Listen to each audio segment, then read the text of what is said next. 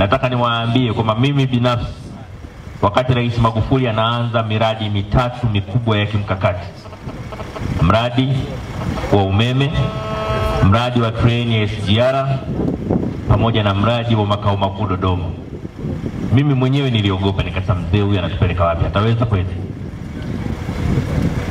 Nikasema ataweza kweli? Lakini mchaka alioanza nao ulikuwa mkubwa, nyinyi ni mashahidi. Lakini alipofariki dunia ndio tukasema sasa habari inakuwa ngumu zaidi.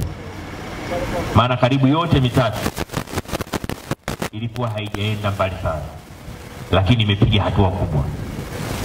Na Rais Samia katika hotuba yake ya kwanza kwa taifa alilihakikishia taifa kwamba nia na uwezo wa kuendeleza miradi ile anayo.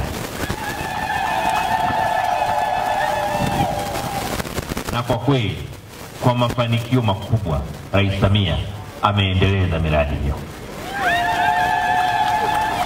Na mmoja wa miradi ya kujivunia sana ni makao makuu ya chama chetu, makao makuu ya serikali Dodoma.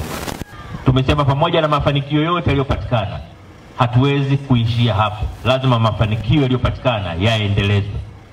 Na ilani ya CCM inasema katika miaka mitano inayokuja, kwanza tutaendelea kuongeza bajeti ya kilimo katika shughuli za maendeleo.